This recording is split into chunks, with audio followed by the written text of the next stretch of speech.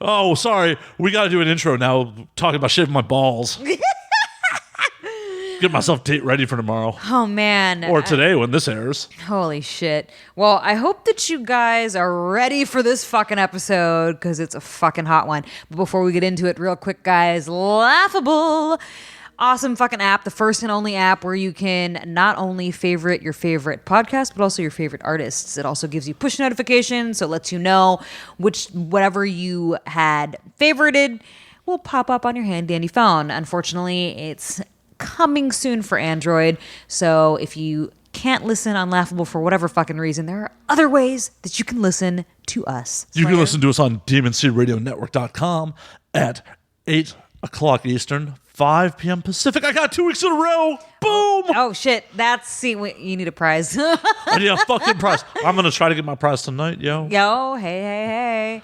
So there you have it, guys. Laughable or DemonSeedRadioNetwork.com. So this week's episode, we have Dino Cazares from Fear Factory. Asesino. And Asesino. And Brujeria. I was going to totally butcher that. I did totally butcher that. That's okay. If anybody listening right now has no idea what the fuck that means, you're just going to have to keep listening to find out what exactly that means. But anyways, Dino and I go way back, so it was kind of fun to have him on the show. Really excited for you guys to have a listen. No, this show was... Okay. Little backstory. Fear Factory is a band I've been into since high school. Yes. So I did my best job not geeking out while we did this. Oh, man. Wait. I don't want to spoil it. You guys are going to have to keep listening if you want to know whether or not Matt here fucking geeks out or not. But the stories Dino tells on this episode, unreal. Amazing. For a married man, he told some shit. God, yeah. Stay tuned. Just because it ran a little short was not because we wanted it to end. Yeah, they had stuff to take care of. Stay tuned. Enjoy one of the favorite episodes that we ever fucking did. Yes, I agree. All right, we're done cock teasing you. Right? Yeah. Well, yeah. Ha, cock tease. Keep listening, motherfuckers. When aliens come to take over, they look at us like we're out of our minds now. We're gonna galactic makeover, and now we're thinking that they just might be right. I cannot wait for this whole world to end. I'm gonna break out the bottle with my friends. I think they'll tell the best stories when we're gone. And now we drink. Start this party up. Cheers, y'all. Cheers, everyone. Cheers. Cheers. Before we get too far into it, so Yes. Dino, what are you doing with your beer? Okay, well, I have a Corona here, and I like to give my beer a little bit of flavor. So what I do is I throw this thing called a saladito, which is basically it's a dried plum, and then they kind of bake it with chili on it. So I put it in there, and it gives it a chili flavor. And so that's why it looks like you see a little bit of the red around the rim and stuff Yeah. like that. It's kind of like a michelada in a way. I was gonna say like a Yes. okay, like a michelada. But I've been doing this for a long time before they were putting out the michelada cups. But now that they're making those cups, you've probably seen them at every liquor store, right? Yeah. Yeah, I take them everywhere. I usually take them anytime I'm going to a bar or a party or something like that. People are like, damn, you love those things. And I was like, yeah, they're only like 99 cents. It's got chili around the rim of the cup, and it comes with chili that goes inside. You pour a little bit of chili, you pour a couple of beers in there, and it's great. Sounds yummy. I like Something new every day. I like to add a little spice to my drink, if you know what I yeah. mean. I'm not really a big liqueur kind of guy. I do like tequila, of course, but even tequila, I like to put a little lemon and salt inside the tequila and mix it up, and then I do a shot. I don't put it on my hand or Well, all that stuff. speaking of spice, we just had not just recently, but few episodes ago, we had a tequila sponsor who gave us a ghost tequila, which is like ghost pepper and Nice. That sounds good. That sounds really good. Oh, it's really good. Where is it? We drank it all. If we planned this a little better, I would have gotten a bottle. exactly. Yeah. For when you're back, we will have a bottle for you. Yeah, Okay. because we made spicy margaritas and See, I'm into that. Yeah. My buddy Jose from SiriusXM, he infuses cucumbers and jalapenos, and he ferments them into tequila. in more of a liqueur type of tequila called Ria Azul. I guess he's sponsored by that, and he ferments it with that for a few days, and then he puts it with ice, and it tastes really good. It's more of a sweeter type of drink, but it's good. Yummy. That sounds kind of. That does sound really That good. sounds really Yes, it does. So it is really good. All I have is bland old whiskey here. good. Well, some people like it straight. They don't like no other bullshit. Ice. That's all I need. A nice bit, yeah. Mine, I'm not drinking so much. I'm not even sure what that is. I'm drinking whiskey. What kind of whiskey are we drinking tonight? We have some larceny tonight. Oh yeah, larceny. Okay, I've drank larceny before. I like to drink my whiskey with ginger beer. Okay. So, my favorite is Bundaberg, which is like an Australian ginger beer. That mixed with whiskey is pretty good for me. Although I do like Fireball. I discovered it a few years ago. I was in England, and we were playing this show in Nottingham, England. Oh, okay. Yeah. So we were playing the show, and then after the show, we happened to meet this bartender guy. And he goes, I have this bar down the street. Come down. We'll give you guys free drinks. We're like, sure. So we go down there, and he's like, and he goes, what do you want to drink? I go, Corona. And he goes, dude, you got to try this. And he gave me a shot of Fireball, and I'm like, I don't really like liqueur type stuff. It's like a cinnamon whiskey, right? I was like, I don't really like it. And I'm like, I did the first shot. I'm like, oh my God, I want more. I want more. We got so wasted that we he's the owner of the bar. We ended up taking him on our bus and taking him to the next town. Oh wow. Fucking awesome. Because he brought another bottle, like That's a big bottle. rad. And everybody was just fucking wasted out of their mind. We were hungover the next day. It was like, Yeah. it was brutal. Didn't Ghost Tequila, aren't they the same people that Yeah. made well, Richard. So okay. my buddy Richard, who is one of the co-owners of Ghost Tequila, he's the guy who originally marketed Fireball for the U.S. Wow. Yeah. Well, give me his number. Done and done. Yeah, Ghost Tequila sounds amazing. We actually did one episode where one of the girls that we interviewed, she likes Fireball, so she was like, I'm getting a bottle of Fireball, let's do it. And so then I drank Fireball that whole episode. That was fun. That was that was when I broke my pinky, and she set it for me, and so I just was downing shot after shot of Fireball, and then I was like, okay, fix it for me. We set Annie's finger on air. Yeah. Wow. Yeah. Well, by the way, don't you want to compliment on her beautiful dress she's wearing today? Thanks, guys. I'm not sure a lot of people can't visually see yeah. all this, but We're going to do a full photo shoot with her. there you go. Yeah, exactly. Trying to channel my inner Wednesday Addams, kind of. Yeah, thing. does kind of look like Wednesday that. Addams. Yeah, I was just. It was funny because I was watching the original Addams Family the other night, and then I was like, I have that dress, and then I was trying to figure out what to wear for this, little swanky little art show that I'm going to after we were done recording, and I was like, I'll wear that fucking dress. So.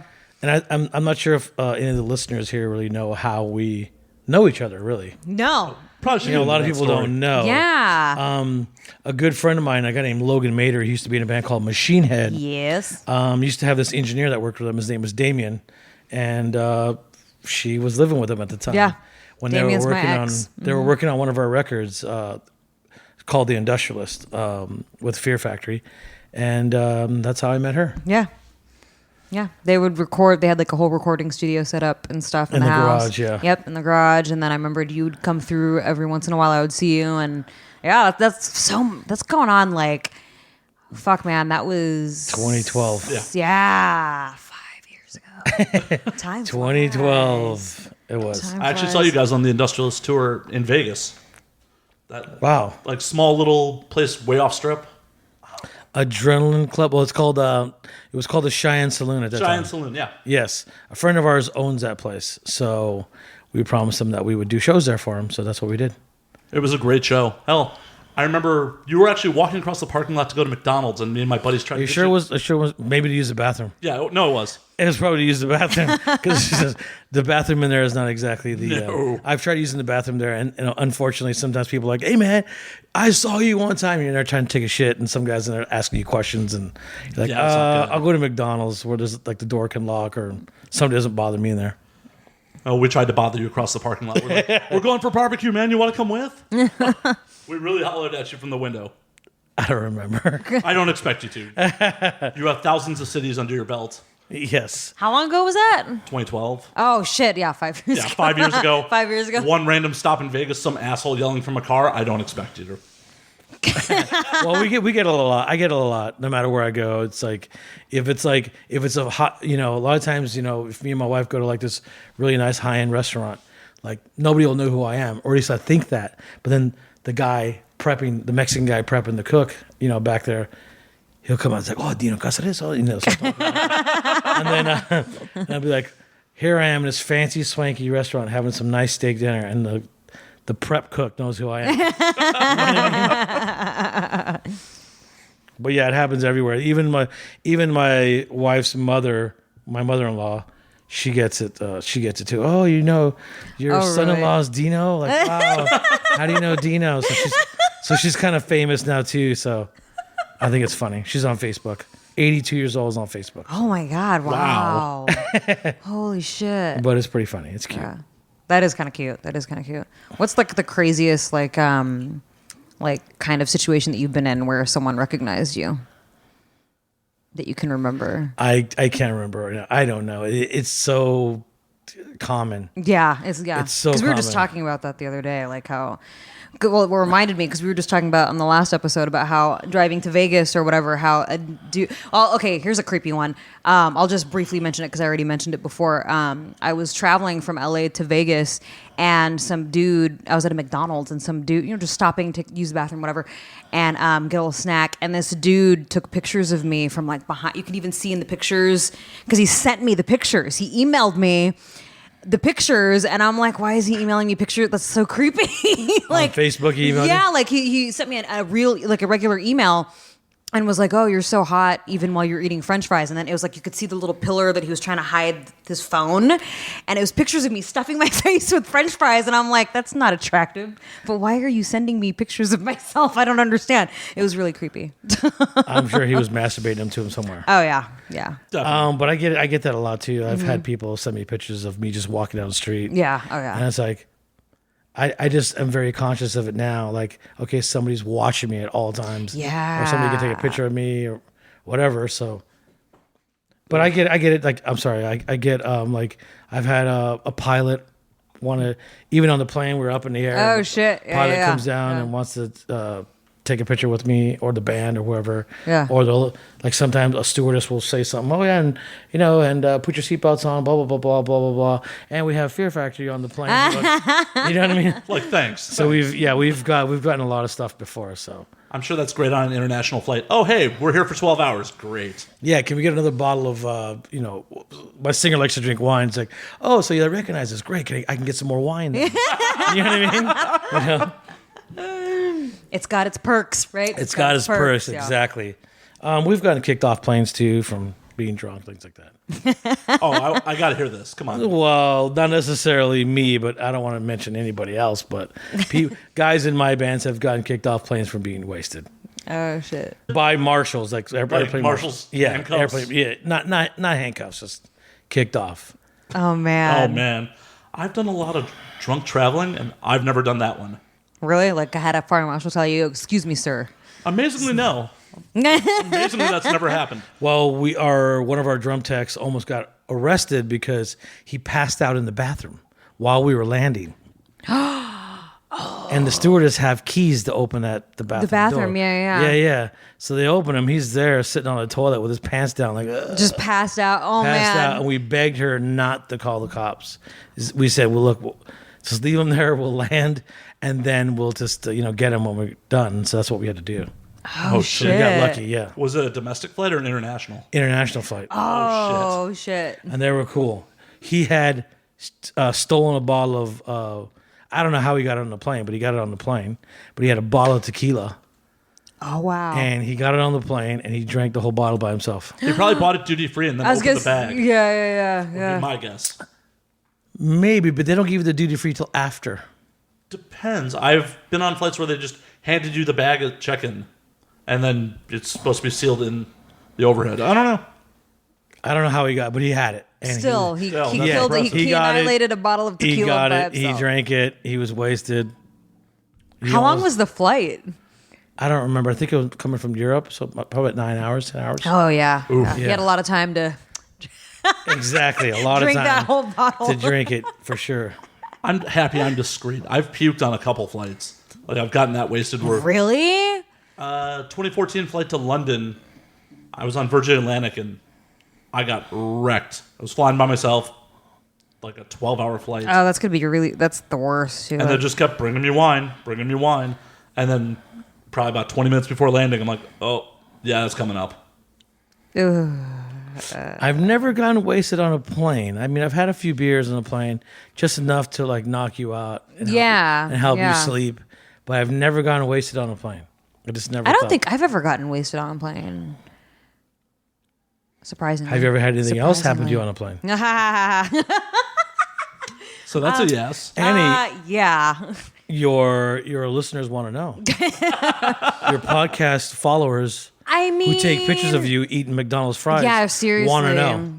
Well, okay, so I was flying. So yes, it did happen. Some stuff has happened on a plane before, especially like short flights where there's like nobody on the plane. Like, you know, flights from here to Vegas, from LA to Vegas.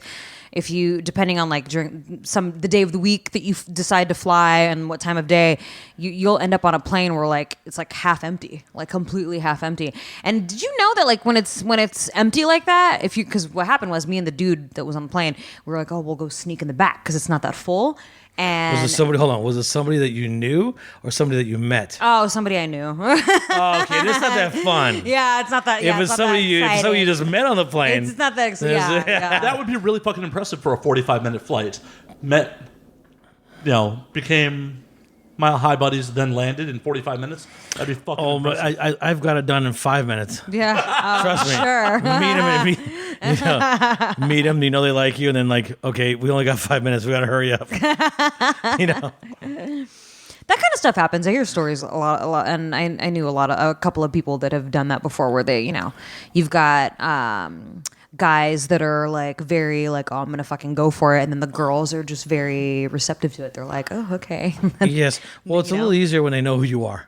That's true too. That's true too. No, I mean? I don't doubt that. Yeah, for a minute, not at all. Yeah. But I used to meet a lot of chicks coming from, like when I was doing like a lot of East Coast and West Coast back and forth flights. Mm-hmm. I would meet a lot of girls coming back from Naughty America.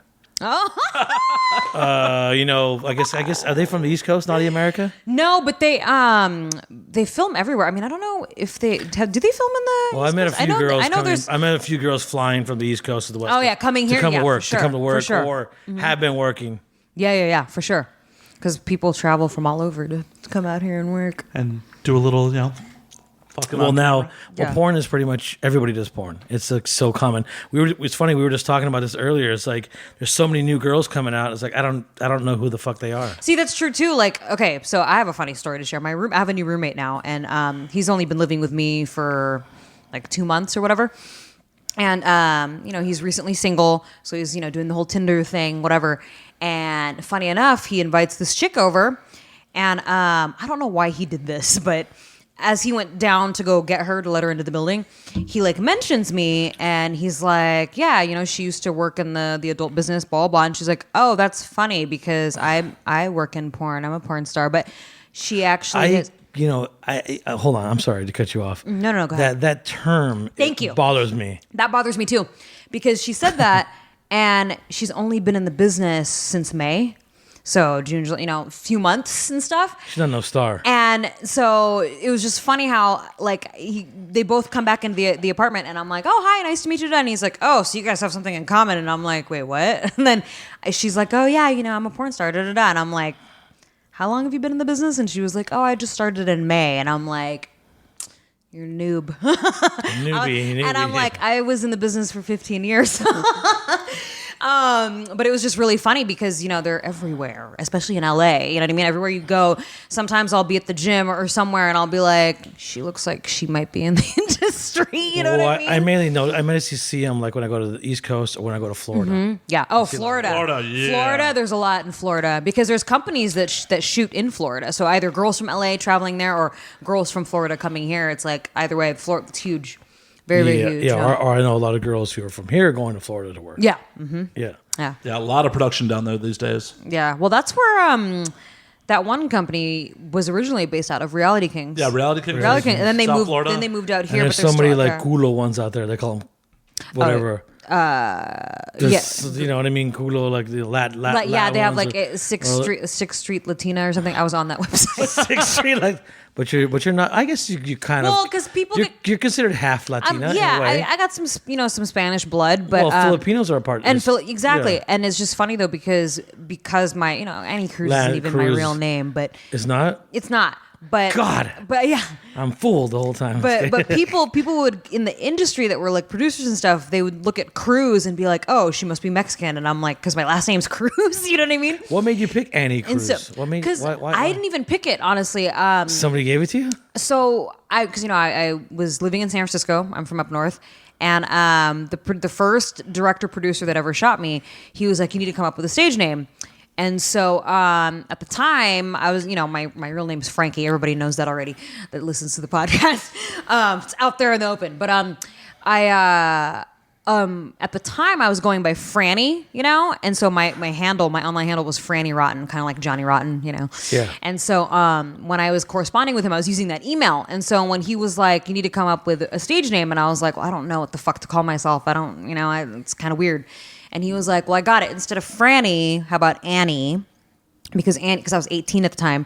He was like, Annie is kind of, innocent. It's like an innocent name. You think Like of Little Orphan Annie, Yeah. He's like, so how about Annie and then Cruz because you're Filipino? And I was like, okay, whatever. I just didn't care because at the time I didn't even when I was shooting for this But guy. is it spelled like Cruz, like Tom Cruise, or C-R-U-Z? No, C-R-U-Z. It's E. Yeah, with a Z. Mm-hmm.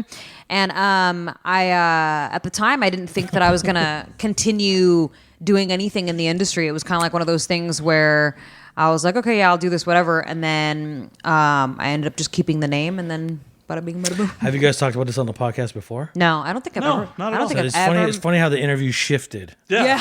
You know what I mean? Welcome to the Dino Show. Welcome to the Dino Show. Okay, so I do have another question.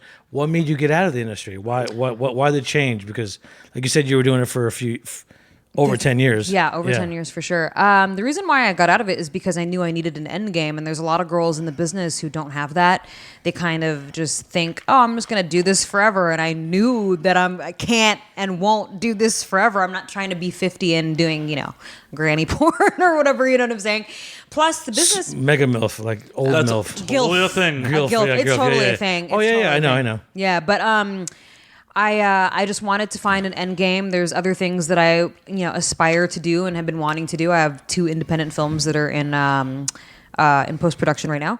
Nice. So I like doing. Anything you could talk about yet? Yeah. So one of them Horror? One of them is kind of like a thriller. It's like a suspense thriller, like a Nice. mystery thriller. It's kind of like I want to say Boondock Saints meets Basquiat because it's like an artsy kind of film where it's about an Irish artist who stumbles upon a shit ton of money that these guys hide like in the neighborhood. And so what ends up happening is when they go back to get the money, they're like, it's gone. So then the adjacent apartments that are surrounding where the money was hidden, they start picking off the individual residents in the apartments to see who So has what's the money. your role in the movie? I'm the whore next door. No, I say that to be funny. So I'm Okay. basically the lead actor in the film. Pretty funny she says that, though. The lead actor in the film who plays the Irish painter, who also happens to be my boyfriend. I'm kind of like his muse. Oh, you got a boyfriend now. I have a boyfriend now. Yeah. You're going to make all these podcast listeners very I know. disappointed. Sad. They know about him. They kind of know about it. I Yeah, talk about they're it. like, let's kill him. Let's get rid of him. No, I was kidding. I'm kind of like his muse. So we both live. I live in the apartment across from him, and he basically secretly likes to paint me and sketch me, and I don't even know about it. But I like to flirt with him through the windows and stuff. But he always sees Wow, me with like a peeping different. Tom. Yeah. He always sees me with like, have dudes over, and he's always kind of like, like what the fuck. But we never actually interact with each other physically in the film. He only just watches me and I watch him, and then we kind of flirt. Voyeuristic. And then I don't In want some ways to funner. I don't want to give any spoiler alerts, but something happens to where the one time he's not looking at me through his window. Something bad happens. But there's that, and then I'm shooting the other film that's in post-production. Is actually based on a true story. It's about this guy who... It's funny because it's about porn, but it's a drama, really.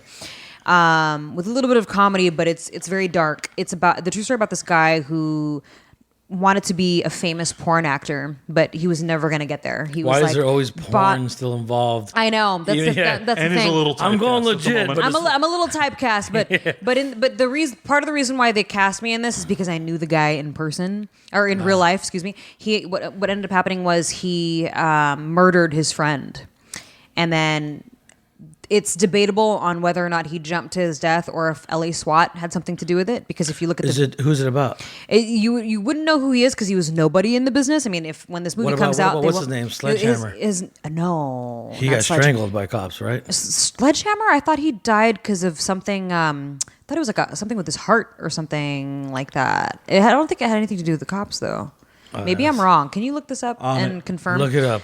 No, Sledgehammer I was. could like have sworn he got strangled by some cops over. Maybe I'm wrong. Domestic violence type thing. I'm gonna have or to like. something. Yeah, you're gonna have to Look it I'm up. on it. Look it up. Look it up. Look it up. But no, this guy, his name was Steve. His name was Steve Driver, and he was just kind of like a little fucked up in the head. And So is this based off something real? this is based on a true story. Wow, nice. And it was interesting because when they actually asked me, I had to I read the script first because I was like, because I don't like to be typecast, but. When I read the script, I was like, dude, this is like so on point. Because, sometimes people try to like, especially when they make films that have anything to do with sex workers or anything that has to do with adult entertainment, it's always a negative, type of representation of the industry and all that kind of stuff where they try to over exaggerate certain things that happened in real life, to make it look worse than what it was. You know Of what course. I mean? Well, you're making a movie, and so people want to see. The drama. And Yes, yeah, it's exactly. got to be more intense. Yeah. But this one, everything in the script was like to a T, like exactly how that guy was and everything with his story. So it's really sad. It's actually really sad. Like it has its moments, but Will these be like independent releases, like Netflix? Will so it be this one, I'm Cannes not quite. Film They were Festival? being very. I think it's gonna go into the festival circuit because the lead actor who plays him, he was actually in the TV show Misfits. I don't know if you're familiar with the TV show Misfits. I heard of it, but I don't Yeah, he's I don't know it. Oh well, he's a British actor that's in that, and then the actor that was with Tom Hanks in Sully, he's in it as well. Oh, cool. Yeah, Nice. Max Adler, he's in it Yes. as well. Very Yeah. cool. Okay, I got another question for you. Oh, did you find We out? have the results. Yeah. So he died of neck trauma. Trauma. See, I knew it was something weird. What, But wait, trauma? It was in an altercation with LAPD. so See- it was an altercation. See, I told you. I don't remember that story. Yes. Oh shit! It's Yes. very likely from leaning, pressing down on him. Possibly his neck was hyperextended after being tased. Okay, I remember. Okay, I'm Yeah. starting to remember did now. Did it say why Yeah, they was a went there? taste. Was it because of some sort of domestic violence cause? Or so let me ask you a question: have you slept with anybody famous? Has anybody asked that on the podcast before? Who? I always slept with famous? I always plead the fifth when they ask me that question. I'm like, I don't want to. Yeah, they were responding to a domestic. Oh. Yes. Yes. Ouch. I read about it a few years ago. It was like 3 years ago, 4 years ago. Yeah. it's- That's crazy. Because he was such a big Papa Bear when I knew him. Like, This article's from 2012. that's 5 so it years was ago. 5 years ago, yeah. Holy shit. Wow. I knew it was a while ago. I knew, but it pops up every once in a while because I know people talk about it every once in a while. It's pretty brutal. But speaking about movies and about real life, Mm-hmm. Yeah. one of my first bands that I started when I first came to LA was a band called Brujeria, which means black magic in Spanish. And we kind of based the whole concept of the story about the drug cartels in Mexico. And there was one time we were looking at this newspaper. Mm-hmm. It's called La Opinión, which means the opinion in Spanish. And it had this huge picture that showed all these like blood, like pots full of blood and bones and all kinds of Mm-hmm. stuff. And it said Brujeria really big. And I was like, that's got to be the name of the band. So we started reading the story about Mm-hmm. why they were saying it's Brujeria, black magic. It's because these drug cartel guys had this big old operation in Mexico where they were filling these semis full of fucking coke and weed and shit. stuff like that, putting them in certain places. And they were trying to bring it across to Texas border. And one guy got caught and he ended up narking out the whole organization. Oh, And shit. So they went to there's a book actually called Hell Ranch. Maybe you could look it up. Hell Ranch. And they call it Hell Ranch because they went there, the cops went there and they found this ranch, right? huge ranch where they had this big old sheds where they were packing the semis and all kinds of stuff, and and in the field they found this little shed, and in the shed they found all these dead bodies and body parts. Oh shit! And, like pots full of blood. They were drinking them and they were fucking each other and all kinds of stuff. Oh they my believed God. in Satanism Yeah. because they believed that they believed that if the Dark Lord was protecting them, they wouldn't get caught. Wow. Is it there? You find it? I found a book about magic. It's called Hell Ranch. A book about Hell Ranch? Yeah. Or a book called Hell Ranch? It's about Hell Ranch. Yeah. That's what they call it. And so we used that, and we basically took the concept of that story, and of course we exaggerated it and made it our own. Satanico, not narcos satánicos, like satanic drug lords. So basically. yeah. Narco Satanico would be a good band name too. Shit. It would Yeah, that be. would. That was That's a actually nice that was one. actually one of our songs. Well, that's kind of like nice. what it's based off of. It was based off that, and then my character name was called Asesino, which means assassin. Yeah. I was the assassin for the drug cartel. Wow, that's So awesome. I would take out people. Yeah. But as an assassin, I was also a private investigator because I would have, before I killed people, I would have to know their, the time they came and went. Yeah, you have to know Yeah. the comings and goings. Exactly. Who they travel with. Come on. Keep going. You know what I'm talking about. Yeah, you have to stake them out. You have to. Yeah, you have to stake them out pretty much, and you have to learn them, and then you assassinate them. So that was my character. So I left there, and I left the group Brujeria a few years ago, and I started my own band called Asesino. And we basically took what my character did. Now, I was an assassin, and it talks about how I stake people out and I kill them. So on the first album, it was called Corridos de Muerte, which means Tales of Death in I like Spanish. that. Yeah. Yeah. So I told my stories that, a long time ago, I did meet an actual assassin Really? for I don't want to say what cartel, but I did meet one. Oh shit. Cool guy. Where'd you meet him? I don't want to talk about it. I don't want to tell him. I don't want to tell you that much. But met him, and I was like, "Fucking!" I partied with this guy I didn't know for a while until he got really fucked up on coke and told me. Wow. And so he told me stories, and I was like just blown away. At first, I thought he was lying, and I was like, "He's not lying." And then he got caught, went to prison, and then he got assassinated. Oh damn. Oh Yes. shit. But anyways, I don't want to get too far into I that. fully understand why you don't get too far. So, anyways, I kind of took what he told me and I made it into the story, Wow. That's and I added interesting. it into the Asesino. So, Asesino on the first record, it just describes what he does, what his job is, how he kills people, what he does with the bodies, in very descriptive of what he does, right, in detailed, and but later on the album, he gets set up by his boss. So he gets caught Oh shit. by the cops. His boss sends him out to go assassinate somebody, but it's a setup. He gets caught, gets thrown in prison. He gets killed in prison, Oh man. right? Not killed, but he gets the electric chair. At the end of the record, you hear the electric chair go off. But Yeah. anyways, the priest who was reading him his last rites was the one who killed him because he knew this guy was so evil, and the assassin, one of the cops said, "Hey, you're about to die. Why don't you just tell us where you hid all those bodies?" I don't know if you remember a few years ago where they found like 300 bodies buried out in the fucking desert from the Mexican borders. You probably heard about stuff like that. Yeah. Yeah. A little bit. So basically, we're trying to connect it that he Yeah. is Asesino. The character was the one who did all those bodies and shit. hit all those bodies. So we're Okay. trying to connect that into the story. And the cop was just saying, "Hey, why don't you're about to be electrocuted. Like, just why tell don't you us, just yeah. tell us?" And so he started telling them. And so the priest was so blown away that the priest was the one who pulled the trigger to kill the guy, to kill Asesino. Oh, shit. So Asesino goes to hell, obviously. Right. So the second album, the second album, which was called Cristo Satanico, which is kind of a play on words, Satanic Christ, Yeah. right?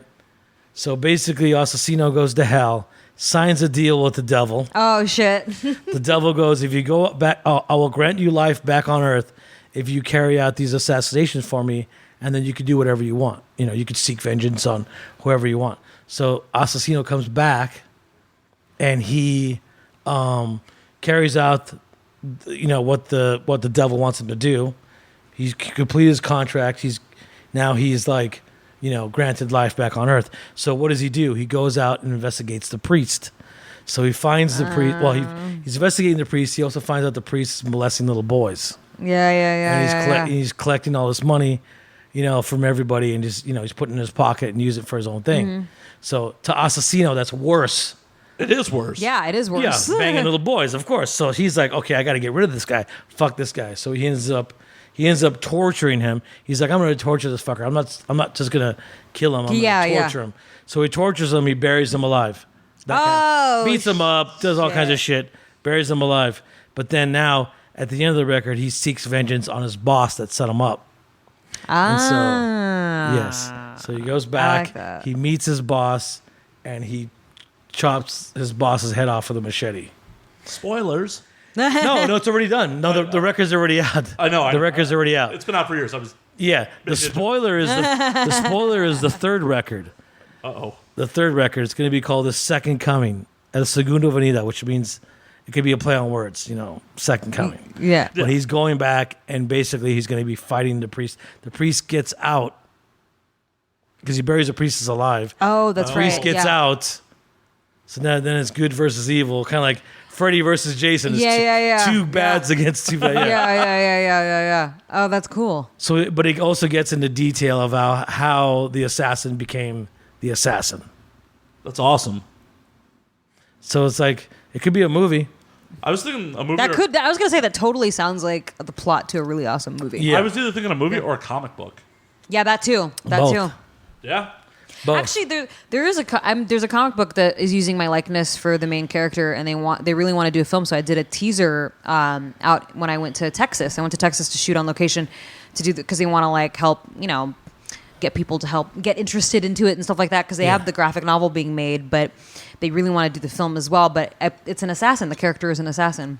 She's like this half Asian, of course, chick that's hard to catch and stuff like that. And then she is so lonely that she starts talking to people on the internet, and then the one person that happens a lot.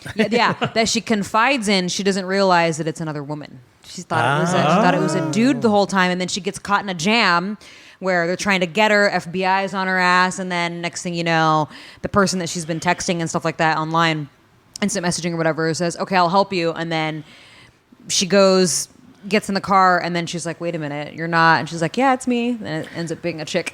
Yeah, one of our ex bass players was catfished. Oh, can you get into this or? No. So many good stories. Well, yeah. I mean, we could talk about it, but before we talk about that, my character Asesino, we were on Death Clock, the Metalocalypse. Yeah, okay. Yes. So That's cool. yeah, it was really cool. So That's really they go, you want us to credit you as Dino Cazares? I go, no, just put Asesino. That's cool. So my name's not even on there, just the Asesino. Do you remember which episode so our fans can? I don't remember which episode. I don't know the number, but Wait, it's the one where the guys in Murderface goes to Tijuana to get a facelift, plastic surgery. Trying to find it. Oh, fuck. We were catfish. Have you ever been catfished before, Slayer? Yeah, that's happened a couple times. Legitimately catfished? I've where it never was been not the catfished that far. Just where Like- somebody's been like, no, this doesn't sound right. Nah, fuck this. Yeah. But I get a lot of freaky emails, so I just delete a lot of shit. Yeah, I may yeah. read it and be like, ha, and delete it. Right. Yeah, whatever. I always think everything's a setup. It's just in me. I always think everything's a Well, setup. you gotta be like. So if I don't see the person face to face, I always think you gotta be everything. careful, Yes, 'cause, exactly. Yeah. But yeah. So one of our old bass players was catfished, and it was weird. It was because he thought that he was talking to this very wealthy chick. Okay. and who promised them a studio and all kinds of stuff. Oh, and shit. She was gonna buy, and every time she was supposed to fly to California, she always had an excuse. Something came up. Something happened. Yes. Yeah. Well, so, he's an ex-bass player, so we're not really friends or nothing like that. Yeah. You know? Okay. So, but the reason why I even know about this is because the one time she was supposed to fly to California, she goes, "Well, I can't go there because a girl named Jen said she was gonna kidnap me and rape me." She always came up with weird excuses. That's really weird. And they're like, that's like off the wall. and he's like, Jen, who's Jen? Dino's wife. Oh my God. Dino's wife. Dino's wife's gonna kidnap my fucking girlfriend. Like he believed that. He was fully way into Wow, this catfish. wow. Like super catfished, right? That's fucking crazy. So then all of a sudden, we're getting bombarded with emails of people threatening us. Like, they're going to kick our ass. Like, I can't believe you're going to fucking, take our bass player's girlfriend and our ex-bass player's girlfriend and fucking your wife's going to rape her. Like, what?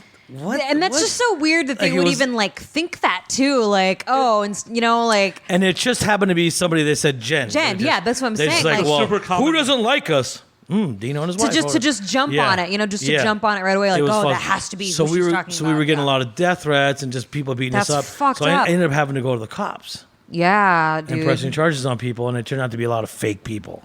So they were like never. It wasn't like That's fucked up. But the whole thing about it is, so I got my lawyer on the case. Then my lawyer had to be a little private eye. yeah. Private eye. I'm talking. Anyway, so he had to do a little private eye investigation and found out that it was a fake person. That it was all a fake person. And all this shit just because somebody got fucking catfished. And it could have got people hurt. Yeah, that's so fucked up, and- that's super fucked up. The story just sounds ridiculous the minute you say it out loud anyways. Yeah. Yes. Well, I don't give a fuck about the guy, so it's like, why not? So I'm gonna say it. Yeah. But yeah, you just say that story out loud, it's like, what? How would anyone fall for that? And but see, here's the thing. Somebody, like she said, was lonely Yep. and desperate and sitting at home on their computer. You'd be surprised and getting that- catfished. A lot of people will believe a lot of shit where you're just like, how are you falling for this? I mean, right how now? many women, I've seen stuff online, or just not online, but on TV and online, where they do documentaries about this stuff, and people send other people money. No, they do. That's And they true. have no fucking idea. These older women think they're in love with some guy, and the guy's just scamming her for money and never meet him. That's exactly true. Actually, I've heard of stories of like that. And then I used to play video games with this girl. I've talked about this, I think, on the air before. How like I have a clan of girls that I play with on PlayStation. Like Call of Duty or whatever. And one of them, she was really, really good. She was really, really good at playing. Like we should always be at the top of the leaderboard. And there was another girl that we would play with, and they were girlfriends, but they never met each other. They met through the PlayStation Network, just in passing, playing games and stuff. So they're like, oh yeah, we're girlfriends now, blah, blah, they like lived in opposite ends of the country, and they kept talking, because we know us girls will be on our headsets playing video games and shooting people together. And, they would be like, oh yeah, she's gonna come to California, and we're gonna move in together, and all this bullshit. And then meanwhile, this girl that we had no idea what she really looked like, because I finally saw a picture of her, and I was like, because my girlfriend showed me, I'm like, do we even know what this bitch looks like? Because she sounds cute and everything, but a lot of other people kept talking shit about her. And so then fast forward, long story short, I see this picture of her, and I'm like, this photo is Photoshopped, dude. It's like, this photo is like overly obviously Photoshopped. Like, how does this chick that is dating her can believe that this is her? She's like, I don't know. This is the picture she sent me. And I'm like, okay, whatever. Then I found out that they would webcam, but she would never show her face. And I'm like, that's not enough to show you that there's something weird going on that you'll webcam. I always wondered why, our ex-bass player had never FaceTime this girl. Yeah. Never Skyped this girl. Never, did anything. Yeah. Or have her come out to a show when you guys were touring out there? No. Well, no. This is after he was in after he was out of the band. That's like common. I mean, with technology today, you'd think that people would be smart enough to do that. You know what I mean? I mean, people thought I was catfishing him. I think that some people, sometimes when it comes to emotions, Yeah. and brains are two different things. That's true. That's what I actually mean? very true. That's People actually very believe true. what they want to believe. Yeah. But no, so my whole point to even mentioning this is that meanwhile, while she was dating this chick, right, and webcamming and not showing herself, there were these other guys that were kind of part of our groups that we would play video games with occasionally. We didn't know this until later on after we found out that, like, oh, she was totally catfishing or whatever. He was like, dude, I bought her PS4 because this is back when we still had the PS3 and the PS4 was brand new. I bought her PS4 and I sent her like $1,000 a month. And I'm like, and you don't know what this bitch looks like? You never like webcammed with her? And he's like, no, she would send me pictures. I'm like, but It's not even her. that's probably not even her. Yeah. And so it all just came crumbling down that like this chick is catfishing all these different people, and all these dudes on the PlayStation Network of all places were like sending her money because she would like send them pictures. And I'm like, really? Just over a picture, you're going to send her that much money? Like what? It's a good place to Exactly. hustle people. What? Yes. It's a good place to hustle people. You figure a Yes. lot of people that are sitting at home, PlayStation Network, may not have the most active social lives. They may Yeah. be in smaller towns. Yeah. They may be just sitting in their bedroom, smoking pot, playing video games all day. Oh Yeah. my God, this hot girl likes me.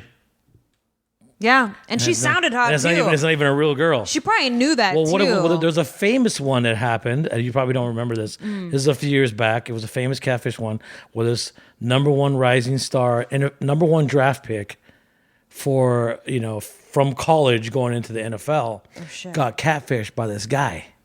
It was a guy, but he pretended to be a girl. Oh my God. And they had phone sex on the phone. The guy was pretending to be a girl? How'd they pull off the phone sex? Like, And he would send them pictures. He said, she said she had cancer. The NFL football, or not even college football player, was like doing these cancer funds for her and benefits and stuff. And he never even met the girl. He saw pictures and talked to her on the phone. And he was in love. And they were going to hook up. And it was a guy. Yeah, I And believe I think it was on one of those shows like Oprah and Dr. Phil, one of those things. And the guy, his whole career is done. Like he was so blackballed from the NFL. I He bet. never even made it. Never made it. That sucks. so fucking crazy. That's You can fucked up. It was bad. I felt really bad for the guy. But going back to our old bass player, when my lawyer did some investigating, found out that the girl also had done it to another famous guy too.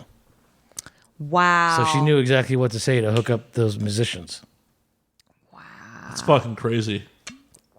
Oh well. Well, Oh well.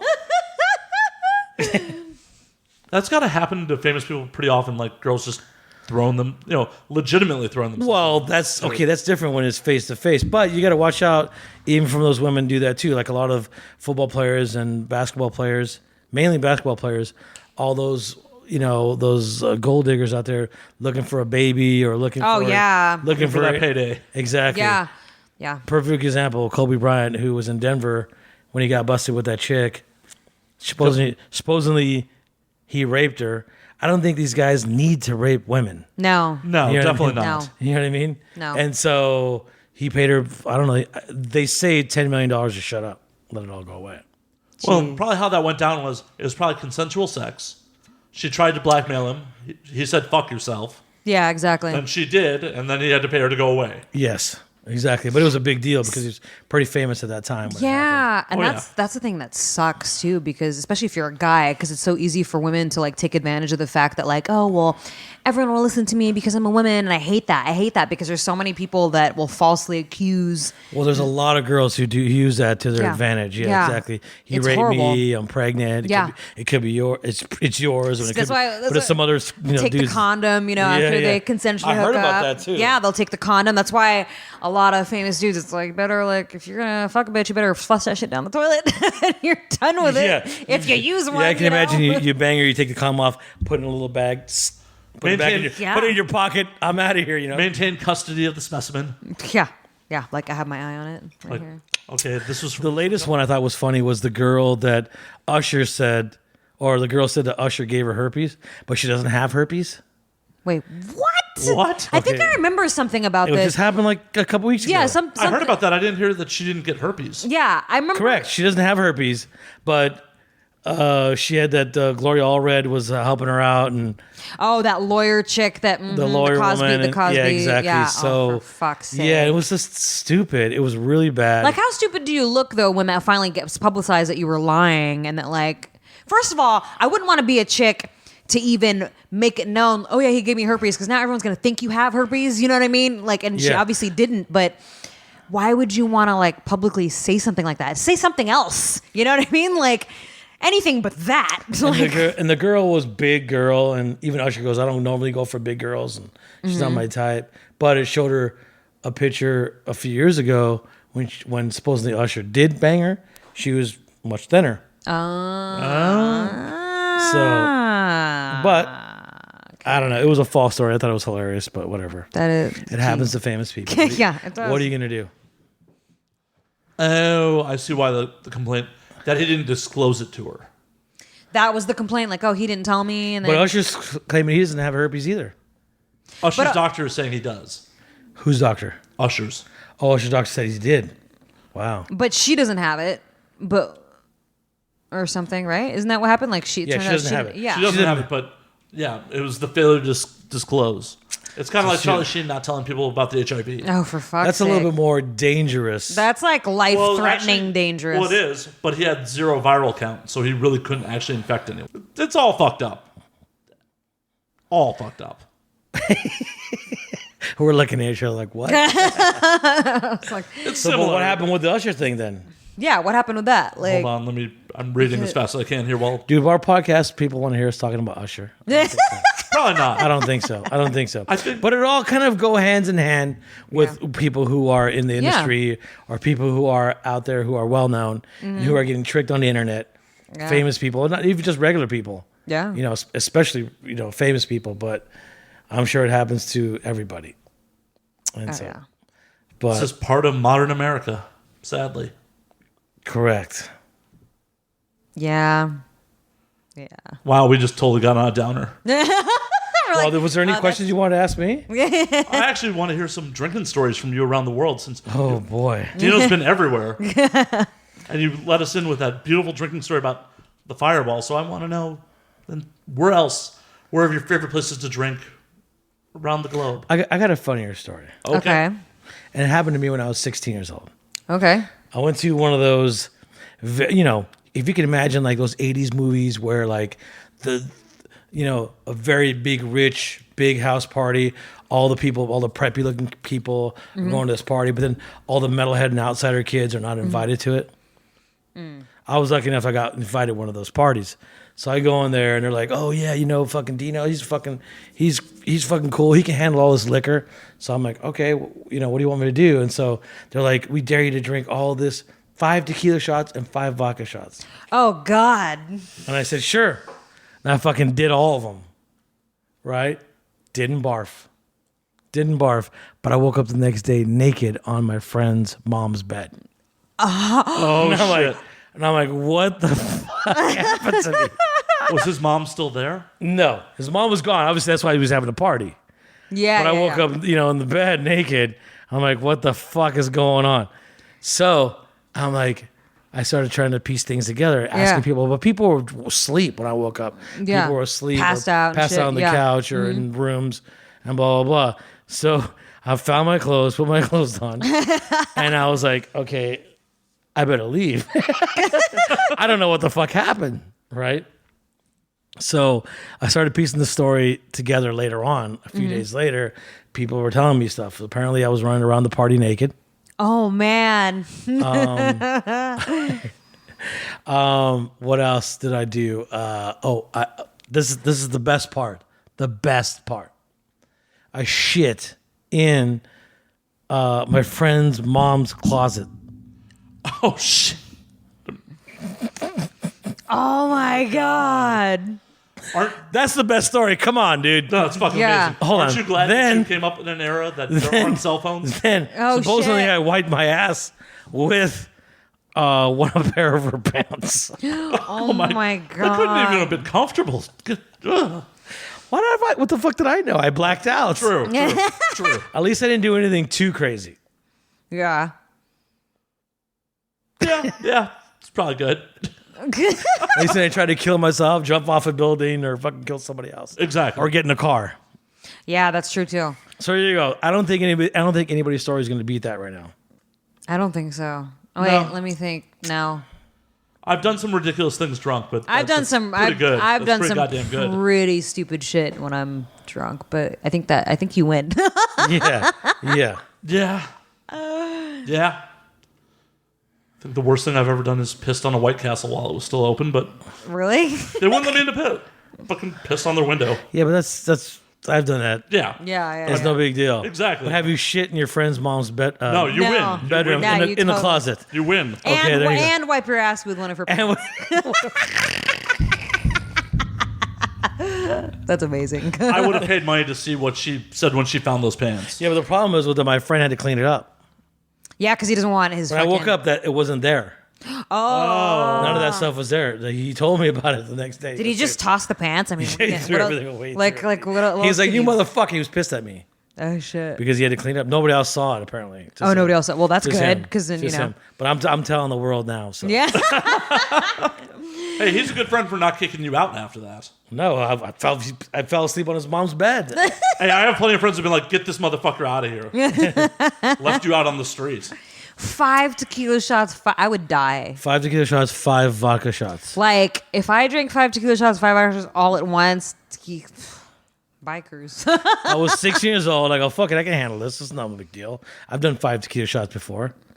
Mm-hmm. And then boom. I think it was the vodka. Yeah. took it vodka. over Oof. But I didn't barf. I just shit. Yeah. Oh my god. Sometimes I feel like that's better than throwing up, though. I hate puking. I fucking hate it. I don't do it often. Like, Oh, I'm a bad puker. I don't puke often, and when I do, I hate life. I'm like, oh god, I can't. Yeah, there's some people who puke and they can be quiet. I puke. I'm like, ah, you know. it's Yeah, like- no, I'm dying when I'm Yeah, puking. yeah. My eyes are tearing, and I'm like, make it stop. But I hardly puke. I don't puke from drinking. I puke from being sick. Yeah. You know what I mean? Food that's the poisoning. worst. Food poisoning or Food whatever. poisoning is the worst when you're puking because then you can't stop. Like I've gotten food poisoning before, and I'm just like, oh, I'm like laying at the toilet like all night. And you're tasting whatever rancid Yeah, food you fucking ate that got you there. It's the worst. I hate that. Well, we were flying from Israel to Portugal. We played a show in Israel, and then we were flying to Portugal for a show a couple days later. So we fly there, and somewhere between the flight, I got food poisoning. Maybe could have been on man. a plane, could have been anywhere, Yeah. right? So we get to the hotel, and I'm like, blah, blah, yeah. And then all of a sudden, I started getting dehydrated. Because yeah, At first, I you- couldn't drink anything. I couldn't eat anything. So my tour manager took me to the hospital in Portugal. So in the hospital, they fucking put an IV in me, basically put some fluids in me, gave me some antibiotics, whatever, something for your stomach. They put it in me right away. And within 4 hours, like, hey, it's just basically like, oh, we just need to get some fluid in you. You know what I mean? yeah. And it was 'Cause- like, hey, it's like, and then my tour manager was like, okay, let's get the fuck out of here. And so we go to the show. I go, hey, by the way, how much did you pay? Because they put me in a room for 4 hours. Oh, yeah, With yeah, an IV. yeah. I go, how much did you pay? How much I owe you, bro? And he's like, dude, it was 30. I'm like, holy fuck, 30 grand? I was thinking 30 because in America, Yeah. it's Yeah. so fucking Yeah, it's- expensive. it's so expensive, And I'm like, yeah. fuck, 30 grand. I'm like thinking like, fuck, okay, 30 grand. I got to get 30 grand. I got to pay This tour's being done for free. Yeah. That's all my money. It's like my money from the tour. And he's like, and then he's like, dude, it was brutal. And I'm like, oh, fuck. I'm like, fuck. And then he goes, it was just 30 euro. I'm like, what? you're fucking with me, dude. No, really, fuck. How, 30 grand. I'm like, no, he goes, 30 euro. I go, Wow. 30 euro. It's like, I don't know, $40 American. Yeah, about that. Left 38 bucks. I'm like, oh my God. Gotta love And socialized health. even for a couple of days, I still didn't believe him. Yeah, and And it it was was Zach. He was Zach, really? Yes. I go, let me see the receipt. And he goes, here. Because he says a receipt because it's like a show, like Yeah. a band cost. yeah. yeah. Right? And I go, fuck, I guess, I go, you want me to pay the band back? and he's like, dude, shut the fuck up. This is nothing. $38 for a room. Damn. For 4 hours. My own room. Yeah. It's fucking I crazy. didn't even have to share with nobody. Fucking America. No, I'm just kidding. Fucking America. Fuck, dude. Remind me to get sick while I'm in Europe. I'll get everything taken care of. I even had a picture of me on the the bed and everything. Yeah. In the room, I took a picture like With the IV and all that Yeah, shit. yeah. Do you know in the gown? Did I have a gown? No, I didn't even make me put a gown on. Oh shit. No. I was Damn. lying there with my shirt and my shorts and that was it. Having a good old time. Of all the places that you've traveled to, what's like your favorite country? Good question. I have a lot of favorite places. I think probably one of my favorites is Australia, I was just there. New Zealand, I Australia, love New Zealand. Australia. Loved it there a lot. Of course, Holland. Yeah, I haven't been Holland. there yet. I want to go there. He's going there. You're going there in September. What Yeah, part like of 2 weeks. What part of Holland? I'm going to Amsterdam. You're gonna love it. But Amsterdam is very touristy still. But really? you're still gonna like it. Yeah, it's very touristy. If you're gonna be there in 2 weeks, it's still gonna be nice and hot. Not hot, but warm. Comfortable. And there's gonna be a lot of tourists there still. It's packed. It gets packed. Awesome. Well, Is it your first time going there? yeah, it's my first That'll be time, first time, yeah. for all 3 countries I'm going to, because I'm going to Amsterdam, Munich, and Helsinki. Well, you're going to very, very popular, very populated places. Munich's amazing. Is it going to be for a festival or? It's Oktoberfest. There you go. You're gonna love it. You're gonna love it. And then Helsinki for what? For the fuck of it. You're gonna love it there too. I was told 5'7", black-haired, blue-eyed metalhead chicks, as far as the eye can see. Well, you know why they're black haired, right? Die. They don't. Blonde girls are so common there. They don't like their hair blonde. Yeah, they're probably like, ugh, like everybody else. Yeah. And then they black hair. Yep. Oh, They're gonna like it. I have a friend who lives out there, Michelle. She's really cool. Awesome. Yeah, I'm actually rolling solo to Helsinki, so everyone I'm going with is going back to the States after Amsterdam. So you're going to Amsterdam first? So it's Amsterdam, Munich, back to Amsterdam, then Helsinki. Okay. So And then- what are you gonna go to any shows while you're there? I'm going to see what's playing. I'm hoping. There's a place called Circus. It's a club in Helsinki. It's very popular. It's a cool place. It's kind of like I would have to say kind of like the Wiltern Theater. Okay, cool. Yeah, they have a lot of shows there. Fuck it. I'm going to try to find a local show if worst comes to worst. That's what I'm saying. That is the local show. Oh, it's going to be fucking awesome. I'm jealous. I want to go. Told you should come with. I know. I'm dancing. I can't. Oh, yeah. Oh, so you're So I feature dance. exotic dancing.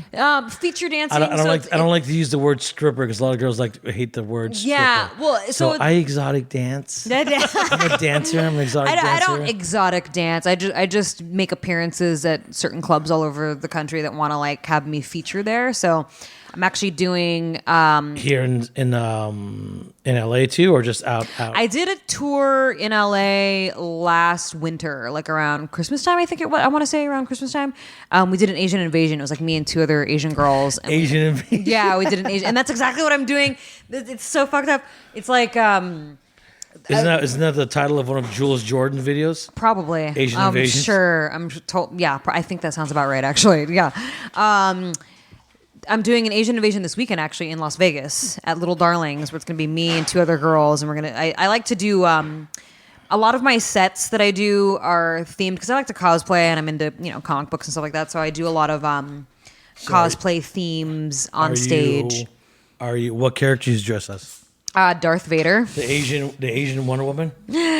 No, I didn't do Wonder Woman. I did Harley Quinn and Catwoman and Darth Vader. I like my Darth Vader set because I found this song that's kind of like a. I need to find a better one. Dun, dun, dun, dun. Yeah, but like a total like rock and roll like metal version of the Imperial March, like dun dun dun dun dun, and I have the helmet and the lightsaber and everything. But what does the costume look like though? What is It's like a black studded bra with like a waist cincher. You're going to put it on your and now we drink podcast Facebook or Twitter page. Oh yeah, I'll have to post it. I posted. Definitely. Yeah, I'm gonna upgrade the You know costume what? for this show. Isn't it a little funny how we all got together because somebody tagged you on a Twitter thing, right? So Or did you comment? I tweeted at you after the 3 Teeth show. Yeah. And I was supposed to go to that show. Which 3T show was that one? The one that was Just Downtown? just happened downtown. Yeah, what was the name of that place? It was a cool little spot. Oh fuck! Because I was on stage. Union Theater. I was on stage getting the crowd all hyped up. Yeah, That's the one? Yeah, that's the one. Yeah, the Union Theater, that's what it was, yeah. I was supposed to go to that show with him, which is really funny. But it was completely random. I was just standing at the bar. I hear a nice shirt, man, because I happened to be wearing a Fear Factory shirt. I look up. Oh, you were? Yeah. I look up and it's like, I think I just got there from the Slayer show. yeah, you had just walked in. I was getting a drink. I hear nice shirt. I look up and it's like, oh shit, hey, do you know what's going on? But I was just like zooming by, right? Yeah, you zoomed by and then I ran into you backstage afterwards. But I don't think I knew you did. And now we drink. I didn't think you knew that. I don't think I knew that. No, I don't. We figured that out a little later. Well, you tweeted. What did you tweet me about? Oh, that I like only in LA that I'm at a show and I run into Dino. That's why. While you're wearing a shirt. Fear Factory while shirt. wearing a Fear Factory shirt. And it said, and I think it was tagged. Now we drink, right? I think so. Is that just your? I think Twitter? it was for my personal Twitter, but my personal Twitter's completely tagged up with the podcast information. Yeah. Yeah. That's kind of funny how this. Yeah, all because this- then I saw you tweet, and I was like, "Oh shit, it's Dino!" I think and I was asked. like, "Hey." I think I asked, "What's and now we drink? What's that?" Yep. I think I asked you that. He said, "Oh, it's a podcast," and I was like, "Yeah, I'll Yeah. I'll do it." And next thing you know, she jumped in. And I was like, "Oh shit, I know this guy." Yeah, it was a completely happy, random happenstance. I'm like, what are the odds of me wearing a Fear Factory shirt and running into you at a show? What shirt were you wearing? Industrialist. Oh, okay. From there you the show I got in Vegas. That's what made fun. you wear that shirt to the Three Teeth show? Because it felt fitting. I don't have any actual industrial shirts. So I'm like, It felt fitting. yeah, it's like, you know what? Yeah. Fear Factory is the right shirt to wear to an industrial Because I thought you were, at first I thought you were a guy that saw at the Slayer show because there was a few kids wearing the Slayer shirts. I'm sorry, the Fear Factory shirts, and some of them I said hi to, or I said similar comments to them. Nice. I would have liked to have been Slayer, but I didn't want to see Slayer in such a big venue. I like smaller shows. I agree. I've seen him in every venue. So when I went, we had to go to that show, had a few beers, watch Slayer backstage, blah blah blah. Then we got to make it to Three Teeth. I think we got there it was like the second or third song. Yeah, second or third song. Yeah. So what made you get into that band? Are you a big industrial fan as well? I'm not actually. I like some industrial. One of my buddies works for Three Teeth, and he's like, "Come out, man." It'll be Which good." guy? Mark, the really big tattooed guy. He's one of the security guys. From San Diego? Yeah. Yeah. Nice guy. One of my good buddies. Very nice guy. I met him maybe 6 months ago. From the Three Teeth guys, yeah. Yeah, Mark's super good people. He's like, "Dude, I'm working the show. Come out. You'll love it. I want to, you'll have a good time." Like, I got a good story. So we're fucking partying with Lex and his guitar player. And we're at my house. I think we went to go see Author and Punisher, which you got to check out. Okay. Heavy shit. Brutal, industrial, fucking brutal. Went to go see them. Got really wasted. Let's go to Dino's house. Right? Of course, Damien hears us partying. He comes over. So then they're like, "Oh man, we need some coke. Yo, we need some fucking coke." Not me, but the other guys. Other people needed it. Yeah. I don't do that stuff at all. So we go to the liquor store first before we go get the coke. So we go to this liquor store, and it happened to be right next to a gay bar. But it's like one of those Mexican kind of gay bars, like the Mexican cowboy type thing. Yeah, right? yeah. So, and there's a little taco thing right out front. So all these, gay guys were out there buying tacos and blah, blah, blah. So here's Lex. We're wasted out of our minds. Lex, I don't know if you know his outfit. He's always in full leather. Yep. So he looks like he's a leher guy, like a leather boy. I like a leather daddy. Yeah, a leather daddy. leather. So he goes, "Hey man, which one of you fags got some coke?" And I'm like, "Oh my god!" We just start laughing because they were all laughing at him because he looked more gay than me. You know what I mean? And Shit. I'm not sure if he wants me to tell a story, but I think it was funny. I mean, I tell everybody the story because I think it's funny. I don't think he cares, but Yeah. it was pretty funny. We'll just put that allegedly happened Yeah, allegedly happened. yeah. Allegedly. Yeah. to protect the guilty or the innocent. But we thought it was funny that they were laughing at him. Oh no, it's fucking The hilarious. way he was dressed. They're like, this fucking guy. Yeah, look at this leather. And they're stud. probably like, we do have some, so. No, nobody. They just laughed at him. Like They just laughed, really? they just laughed at him, and then he ended up going to go do something else. But whatever.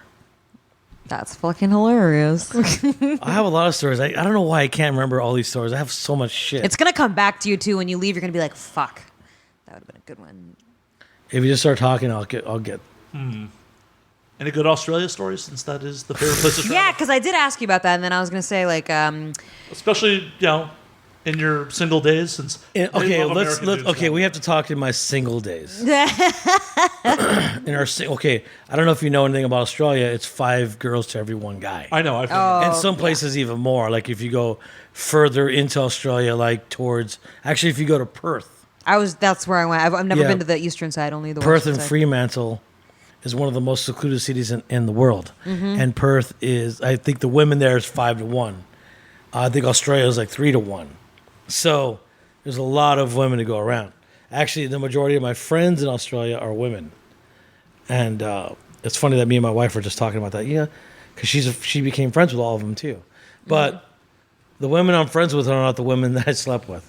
So, but there was a time where me and my singer had like literally at some point, like, because when you tour there, you can't go by bus because the Yeah. cities are so far apart. Yeah. There's no touring buses there, so you got to fly everywhere. Yeah. So you get hotels, right?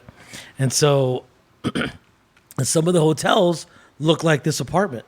Like it can be like a 2-bedroom apartment with a kitchen and a laundry room and everything, right? And so me and my singer would always share rooms, and there was a time where we would be like 2-3 days in a city where we would have at least 2 or 3 different girls with us at time. Each one had like 2 or 3 girls staying with us at a time. Wow. Like Wow. one girl would be cooking, one girl would be washing our stage clothes, Oh shit. one girl would be out buying us beer, and then we would just be banging all of them. And that's just kind of like it just was normal there. That's fucking amazing. I know Australian girls love American dudes. I can only imagine how great it is to be a famous American dude. Yeah. I got a better story. Oh, This is do a really good story. And it happened to be with 2 girls. And so we were doing a big festival out there. And in between the festival dates, because you only did the festivals like Friday through Saturday. So Sunday to Thursday you had off. And on those days off, you do your own shows. So Prodigy was one of the bands that we were touring with.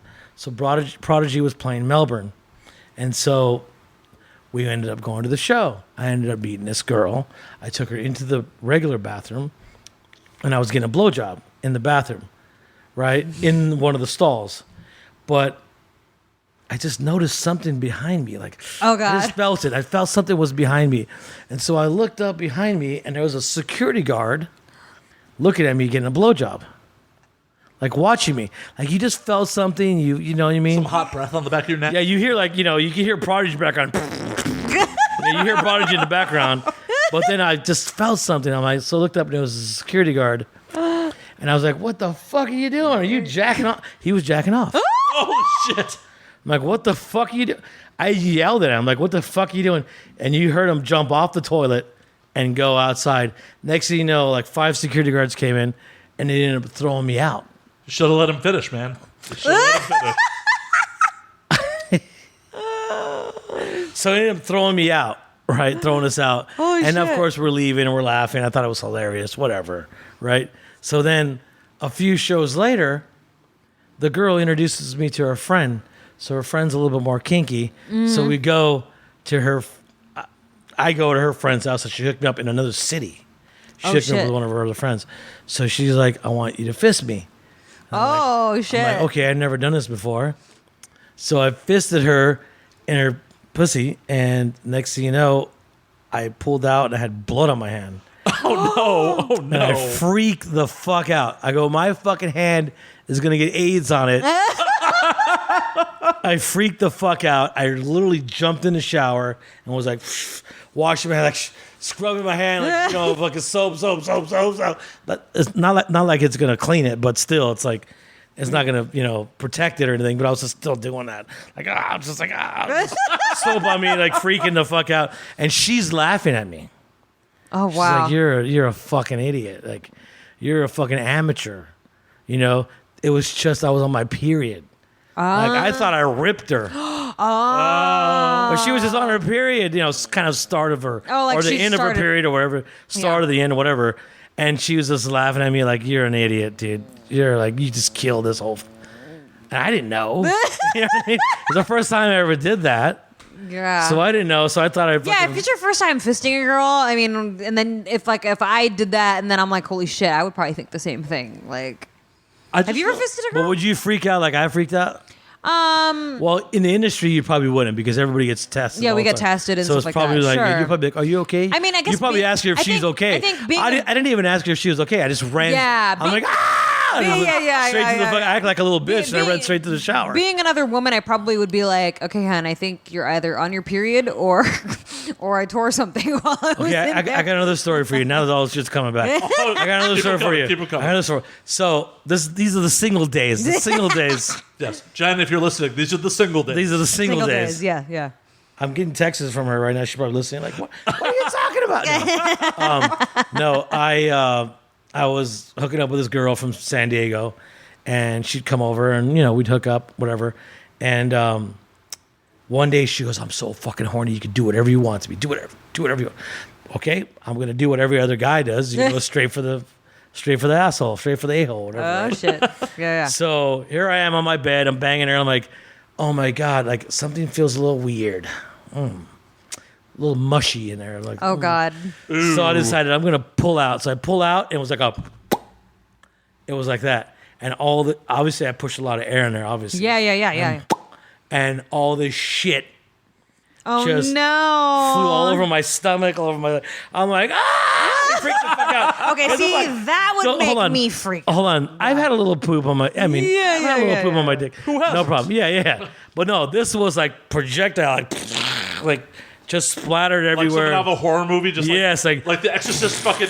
Yeah. Oh my Just like God. blah, and I'm like, holy shit! And so I ran straight to the fucking, Of course. again, straight to the shower. the shower, And I'm with the soap, like, I'm holding my nose, and I'm like, I can't smell this shit because it was like barf. Yeah, it's like boner killer too. It was like barf type of like, Ew. so I'm like washing myself, and then I'm like, oh fuck. So I go back into the bedroom, and she's got her clothes on, and all the sheets are wrapped up. And I'm thinking like, okay, so how did you wipe your ass? Yeah. What did you do? with the sheets. With She the must sheet. have did it with the sheets. She goes, I'll take the sheets and I'll wash them. I'm like, you know what? No, I'll just throw them away. Yeah. I'll just throw them away. And after that, I couldn't fuck her anymore. Yeah. I couldn't, Just kept picturing that geyser. yes, I just couldn't, Ooh. And then you start making jokes, shit happens, you know what I mean? Every dude has made that joke when that happens. Exactly. Shit happens. Is that right? Yeah, there you go. So, yeah. Cheers to the shit happen. But then it was really funny because a few months later, my roommate was dating her. Oh. Even after I told him the story, he didn't care. He's like, I don't give a fuck. Oh my god. Did he end up marrying her? That'd be really funny. It only lasted a couple months. Till she shit on him? No, she didn't shit on him. But I wish she would have. Then you would have been brothers in like arms or some Oh, shit. That would God. have been like being in the military together. She shit on you too? Leave no man behind. But I did make fun of him because one of her favorite things was eating ass. So I said, so you must have tasted my ass. So how did it taste? I would tell him, make fun of him all the time because of that. Oh, shh. Come on, you can't tell me this is not a good podcast. Oh, fuck yeah. I thought we were going to talk about, a little bit more about music, but Sure, whatever. I mean, music's, No. music's boring. I talk about it all the time. I'm just much more entertained about talking about girls shitting on you. Thank you. So, Have you ever had a girl like full blown fucking shit on you before? Yeah, I talked about that about a couple episodes back. No, but like full blown like like what no, he I was wasn't kind of saying. spraying, but it Well, mine was like cover. just a project. It was like Projectile. Like I'm telling you, it was like a loaded gun in there. Yeah. Um, like a fucking shotgun blast of shit. yes, Yeah, a girl did that to me once. I avoided it. Were you taking her with a strap on or your hands? No, there was this dude that I was dating. We were having a threesome with this chick. Damien? No, ex after him actually. No, I meant the chick. No, I'm just kidding. Oh. I'm just playing around. Damien, I'm joking. We were at the Lowe's Hotel in Hollywood. It's a Yes. nice Yep. fucking hotel, right? Yeah. Nice white sheets and everything. And so we're hooking up. Everything's fine and great. All of a sudden, he starts finger blasting her and trying to make her squirt because he was like, "Oh yeah, this girl's a squirter, blah blah blah," and all this kind of shit. And she was pushing so hard to squirt, quote unquote. Okay, she was pushing so fucking hard that this thing squirted out like a fountain, dude. It just went projectile. It wasn't. It was like all what. Well, this is probably like when they squirt milk in a girl's ass. Yeah, dude, that's exactly what it looked like. And it just projectile fucking shot out of her asshole. I had such fast You had your mouth open? No, my reflexes. This is what happened. My reflexes, when I saw it happening, I jumped to the right because he was on the left of me, the guy, while he was finger banging her. I jump. It's all over his legs and shit. Now, to him, when all was said and done, I found out later on that he thought, because it was kind of dark in the room, like the lighting wasn't so bright, he thought maybe she started her period, and that was what was when he saw the dark color. He was like, "Is she bleeding right now?" So when that initially happened, I was like, I kind of tapped him, and I'm like, "You have shit all over you and your dick, dude." So that kind of that just kind of killed the mood at that point. And she was like, As it does. She didn't apologize. She didn't she was so mortified that she was like, "I'm just not going to say anything." And this is the Lowe's Hotel in fucking Hollywood. It's an expensive fucking hotel. So we wrapped the sheets and threw it in the hallway for the maids to collect. Fuck that. Call for a turn down service right then and there. You're paying for that shit. True. Leave a $20 tip. Be like, "Hey, y'all need to clean some shit up." That's how it should be. We're going to pause real quick. Yeah. Yeah. So. And now we're back. Yeah, we took a small pee break. There's been a bunch of alcohol. All the poop you guys were talking about made me go poop. You didn't wreck my toilet, did you? Of course. I got a good story about that. Please do tell. Another poop story. So my band Asesino, we were on tour, and we're a three-piece, so we're in just a van. A van's huge for three guys. So one of those big passenger vans. So we go to, and we had a driver. We go to El Paso, where Al from Ministry has a place there. So we go to his house. We're staying at his house. And he goes, "We're going to go drink at this bar that I always go to." I'm like, "All right." So he takes us to this bar, and the guy puts 20 fucking shot glasses, just gets tequila all over the table, just fills up these shot glasses. We're just getting really fucked up. And Al has this bodyguard, this big old Mexican guy that hangs out with him, right? And so right next to the bar we were partying at, there's a place called Taco Cabana. It's like a chain of Mexican restaurants in Texas. So we're there, we're all eating, everybody's wasted on tequila. So all of a sudden, here goes our bass player, Tony Campos from Static X, is also in Asesino, right? And so he's Oh God. he's doing that. The bubbling stomach. Yeah, oh my God. So I go, "Tony, go right there. There's bushes right there. Go outside that door. There's bushes right there." So he's out there barfing. He comes back in. Then Al's bodyguard, Al went back home, but Al's bodyguard came back to party with us. So he's partying with us. He's and this guy's fucking 6'5", and he's a good 300 something pounds. Massive dude. And he's him too. On the tequila, eating the tacos. So he's and he pushes himself to get up on the table. Oh God. Right? So he gets up and he pushes the table. All the tacos go flying because he tips over the table. All the tacos go flying. He's running outside to go barf. He steps on there, all the tacos that are on the floor. He gets outside and he's barfing too. And we're like, "Oh my God." So it turned into this big old barfarama. None of us got tacos because they dropped them all on the floor, and he stepped on all of them. The big guy ends up getting in his truck and takes off. We're like, oh my God, this guy's wasted. He's going to fucking get pulled over. But he didn't, thank God. He just made it home. Yeah. Well, Tony's still outside barfing. Blah. So we figured, okay, let's wrap him up in towels and put some napkins around him or something. Let's get him back into the van. Let's get back to the fucking, back to Al's house.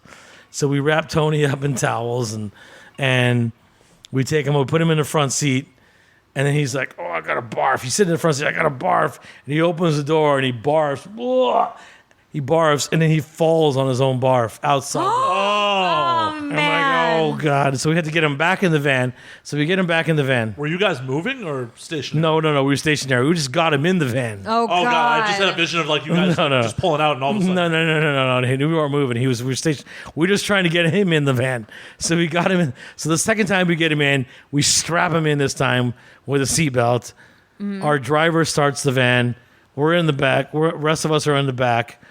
So, and my drummer had his wife, and she's Japanese. She doesn't speak that much. She speaks English, but not that great. So, we're driving back to Al's house. We get pulled over. Oh, my God. Of course. So, they ended up taking our driver. He doesn't even drink. He was sober as fuck. They ended up taking him in. I don't know why. So, anyways, they put the rest of us, the cops put the rest of us up against the wall. So, we're standing up against the wall. Here's Tony. Got towels wrapped around him, swaying back and forth, like so fucked up. We're all wasted, and the cops like, let me see your IDs. So everybody gives them their ID except Tony. Tony's like, wasted. Oh, God. I'm trying to hold him up, and he's trying to pull his wallet out. I grab his wallet, and I was giving him his ID, and I was giving him Tony's ID.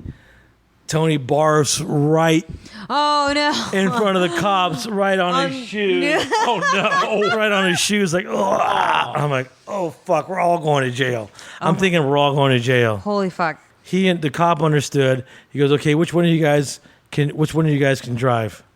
And so, we're like, none of us. And then our drummer goes, my wife can drive. She hasn't really been drinking. And she's Japanese, but she never drove in America before. Oh, God. I think the Japanese drive on they drive on the right side, but still, she's like nervous and she's driving 10 miles an hour. And so we make it back to Al's house, right? Our real driver's in jail. Oh, shit. For what? I don't know. Yeah, they just took or some shit? Nothing. For nothing. They let him out the next morning. He wasn't even drinking. He doesn't even drink. Oh, my God. So we make it to Al's place. So we're at Al's place, and it was like everybody's fucked up. And then we're still drinking some more. And all of a sudden we notice, hey man, Tony's missing. Where'd he go? Oh, he must have went to bed. I went to go check his room, his bed, the bed where he's sleeping at, and he wasn't in his bed. I'm like, okay, well maybe he's in the bathroom. So we went to go into the bathroom. We knocked on the door, and he was passed out on the toilet, pants down, toilet paper in his hand. Wow. Like he just took a shit and he was had about to wipe. We're like, oh fuck. So then Al's like, you gotta fucking get him out. You gotta get him out. So we ended up picking him up. Our drummer ended up wiping his ass. That's when you know we're good friends. Right. Put his pants up. Because he didn't have to do that. Definitely not. Cruz, I love you to death. I'm never wiping your ass. Just putting that out there. You'll lick it. No. We can get one of your fans to do it. Anyways. That's true. So we actually make the show the next morning. Wow. After all that, our guy got let out, and we were all good. I gotta know. Did you guys take at least 1 or 2 pictures of Tony with the toilet paper in his hands? No. I wish. No. I mean, I'm not saying you put it out publicly, but that would have been a great thing for the band to have. Yes. No, we've taken other pictures before. Like people passed out, just put, balls in their face type pictures. we used to have this thing in Fear Factory where on the bus, if you fell asleep with your hand out, your bunk, like some people would fall asleep and their hand would be outside or just hanging outside. Yeah. We'd put our balls on their hand and take a picture. But we had Polaroid camera. Yeah. Hard to find, but we take pictures of it. and then we would hang up on the bus. Great. That's great. Yeah. Are there any other compromised photos of you out there that you know of? Not that I know of, but if there were, I'd love to see them because I think they'd be funny. There's people who took. It's funny because Jules Jordan went on tour with us, and he would Really? Yeah, he would film everything of the band, and he filmed stuff. And there was one time where I was taking a shit backstage before we go on stage. You always got to relieve yourself. Number one rule. I'm sure you too, when you go on stage, you got to take a piss or whatever. Yeah. Like, see, because you don't want to be caught out there like, oh fuck, I gotta pee or shit, whatever. So I was doing that, and then here comes Jules Jordan with a camera filming me taking a shit. God bless. Which actually came out on our DVD, so it's pretty funny. That's fucking amazing. But no, we have we try to have a good time. We're on the road. It definitely sounds like it. Yeah. So of all the bands you play out with, which one is your favorite to tour with? All of them. But all of them, I'm going to say all of them because we've had a great time with all of them. But the only one that I think that was very special was Metallica. We toured with Metallica through parts of Europe, Australia, Japan, New Zealand, Russia, and they're first of all, they're super cool guys, and they hung out, they talked with us, they partied with us, hardcore. Some of them don't party at all, and some of them party to the full extent. I don't need to say who. But, Yeah, of course. Yeah. But the way they travel, the way they tour, they were just very hospitable, super nice. I mean, you're playing mega arenas with these guys, and 50,000 people a show. Yeah. And you're fucking getting the best food, the best dress room, the best travel, the best hotels. I mean, everything is like, you get spoiled. You know what I mean? So it's like, it's, you don't want to get used to it because, you get back down to reality once the tour's over.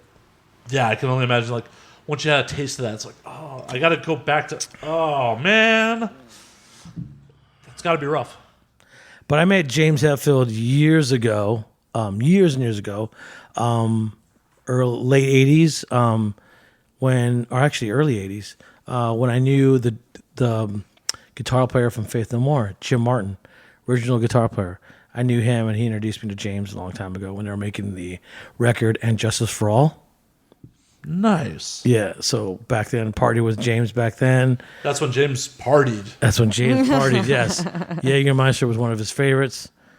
Yeah, he was partying hardcore. And then, and I've known Robert Trujillo for a long time, since Suicidal Days and Infectious Grooves and all the other stuff he's done before that. So I met him over the years. So hanging out with him, it was like we knew each other already, so it was cool.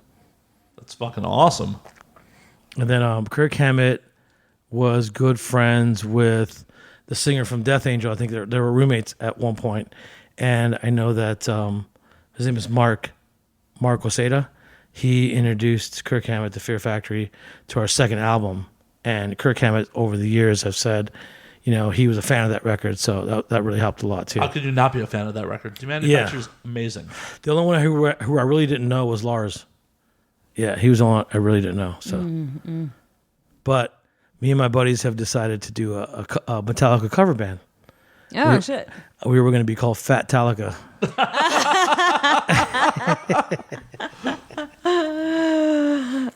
I don't want to get into it, but yeah, we thought it would be pretty funny. That's fucking. And amazing. then a long time ago, when I got into this industry, I'll tell you really quick. I moved to LA when I was 17 years old. I got on a Greyhound bus from El Centro, California, and I was like, okay, I want to be a musician. I want to be a professional musician. Mm-hmm. I want to make it in the music industry. So I came here. I stayed with my sister, and I got a job at a sandwich place called Togo's. Oh, Togo's. Yeah. So I was making sandwiches, and it happened to be on Sunset and Gower, not too far from here. Yeah, very close. Not too far, actually, just right down over here. Just down the street from where we're at. And also, I live down the street from here as well. Yeah, before we got on air, Dino told me there used to be a lot of hookers on my block. Yeah.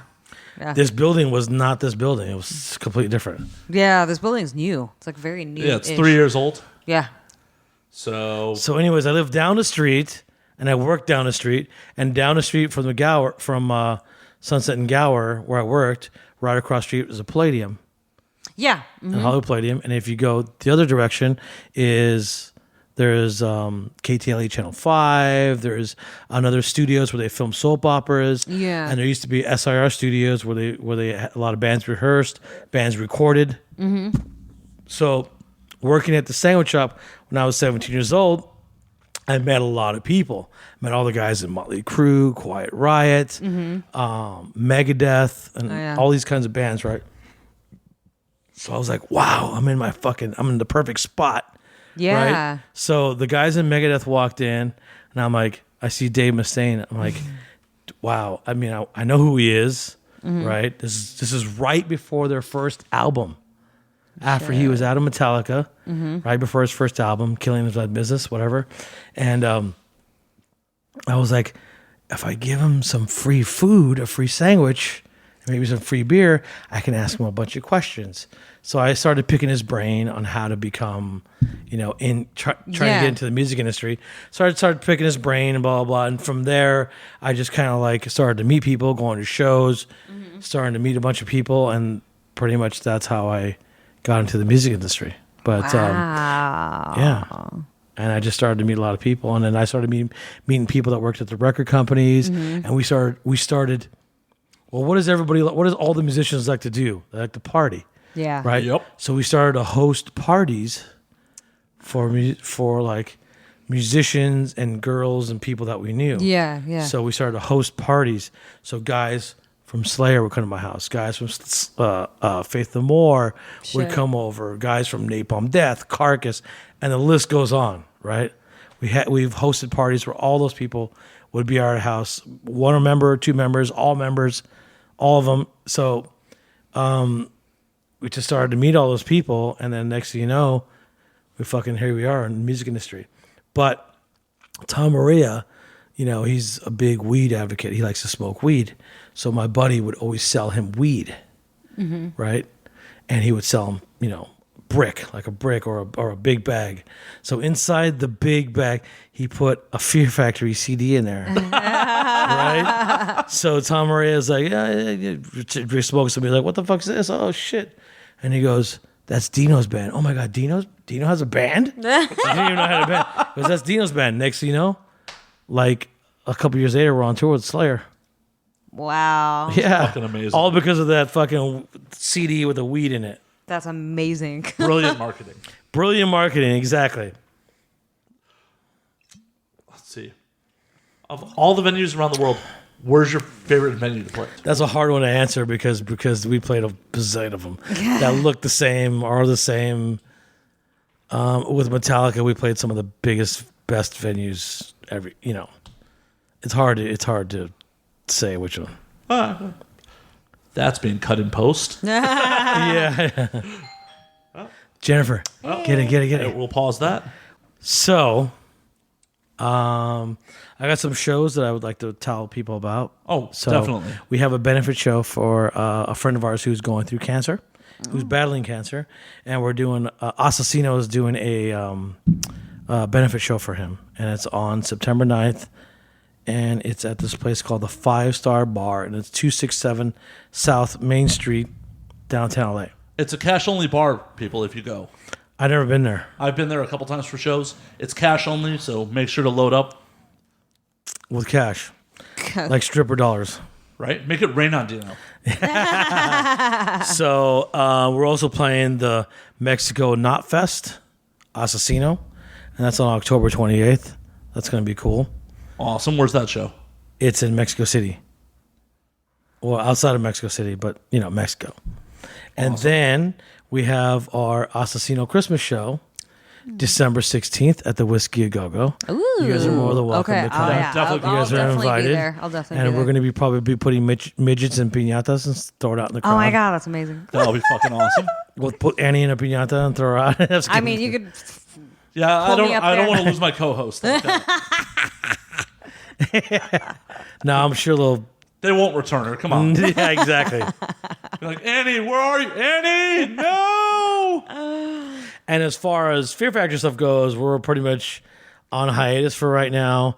I'm working on my own solo record right now. Really? Okay. Yep. Really? Cool. Yep. You gonna be doing vocals on it too, or? No, I can't sing worth shit.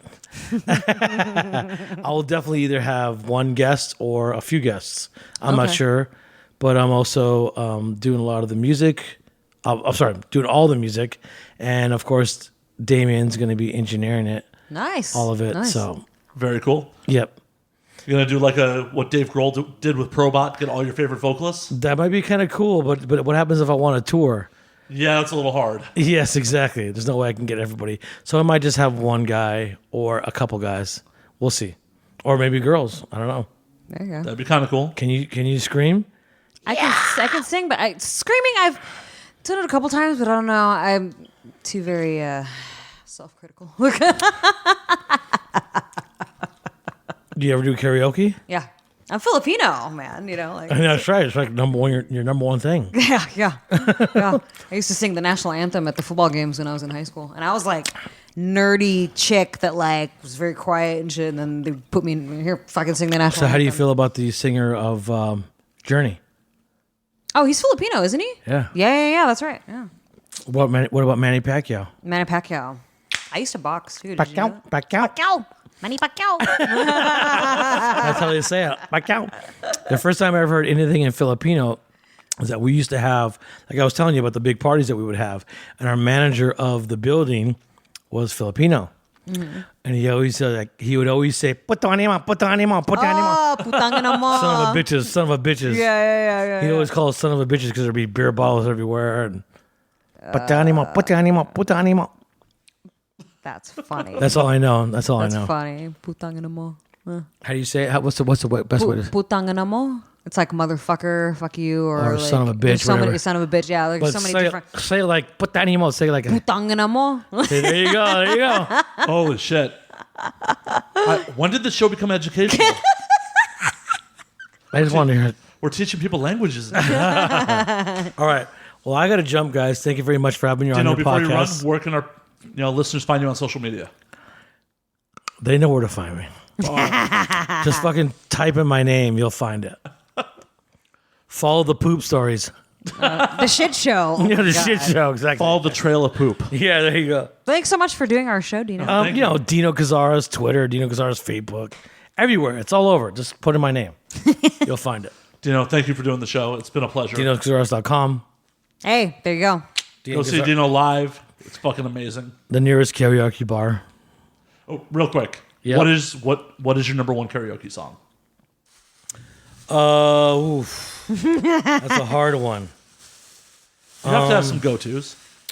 Easiest one is Whip It from Devo. Oh shit, and whip it good. Yeah, exactly. Crack that whip. You can But whip it. I sing anything. Rat, Dawkins, you name it. I'll sing it. Nice. Nice. Whatever. Fucking Frank Sinatra. I'll do it all. I mean, I'd be good, but I think that's the fun of it. That is totally the fun of it. That is the fun Yeah. of it. Yeah. I will happily. I can't sing for shit, but I will happily do karaoke anytime, unless there's a motherfucker who can really sing. Once there's someone who's like actually belting shit out onto being a good performer, I'm like, I'm fucking done. No. Well, no. we go to this bar where they have karaoke on Thursdays and Sundays.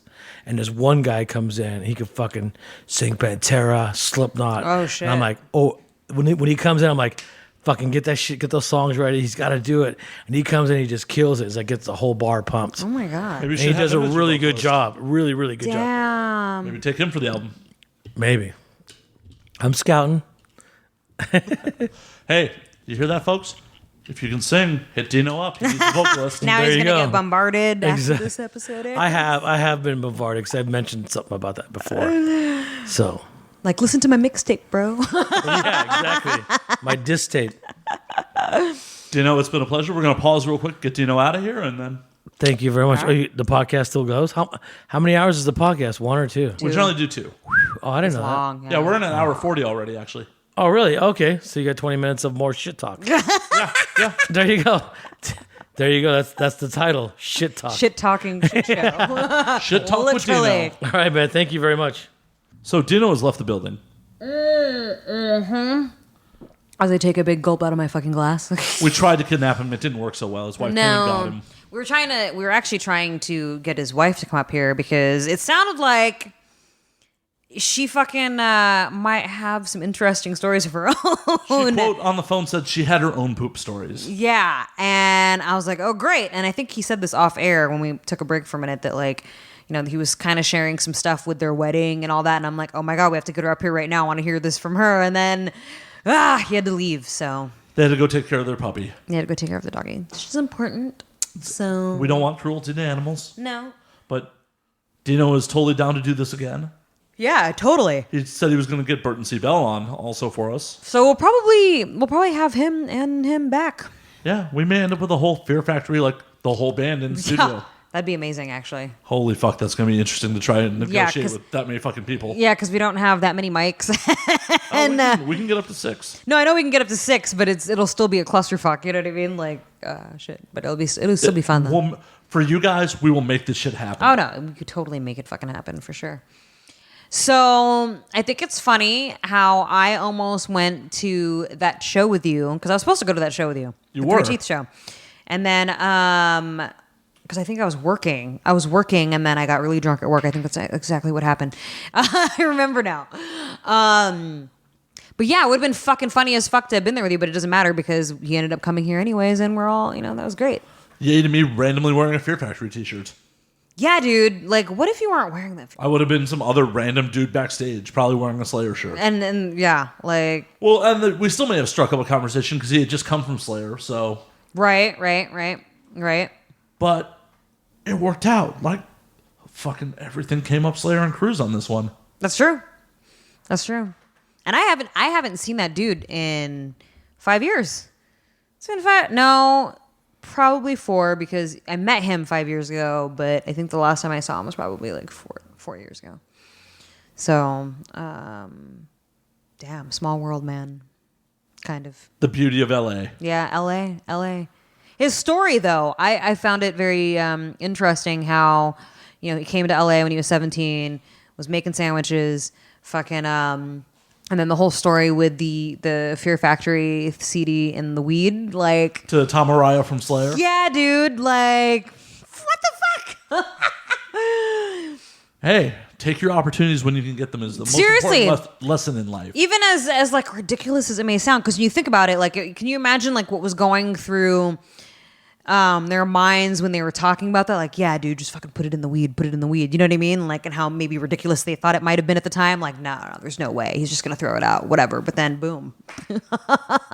Hey, it's one of those things where you try it, and if it doesn't work out, it doesn't work out. It doesn't work out. But The worst case is if it doesn't work out, then that's the worst case scenario for you. But if you at least give it a shot, you never know what's gonna fucking happen, man. And the world got Fear Factory out of it. Exactly.